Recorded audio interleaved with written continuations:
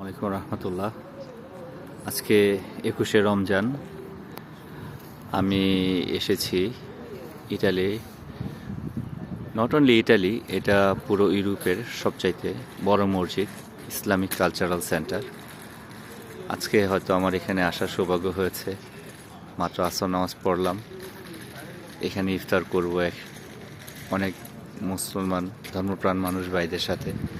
এখানে আজকে কিছু সময়ও কাটাবো এখানে। আসর নামাজ পড়ে এখন মসজিদের কিছু সৌন্দর্য ধারণ করতেছি, ভিডিও ধারণ করতেছি আপনাদের সবার সাথে শেয়ার করার জন্য। খুবই ভালো লাগতেছে এখানে এসে। এর আগেও আরেকবার এসেছিলাম আমি। আজকে রমজান মাস উপলক্ষে এখানে আসছে, অনেক মুসলমান ভাইবেদার এখানে আছে। খুব ভালো লাগতেছে যে এত বড় একটা মুসলিম স্থাপনা একটা ভিন্ন ধর্মী কান্ট্রিতে করা হয়েছে। আল্লাহ পাকের কাছে এটাই প্রার্থনা করি যে ইসলামের জয় জয়কার যাতে সবসময় থাকে, সারা বিশ্বে থাকে।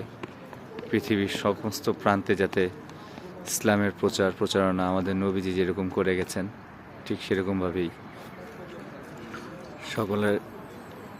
পৃথিবীর সবগুলো কান্ট্রিতেই বজায় থাকে।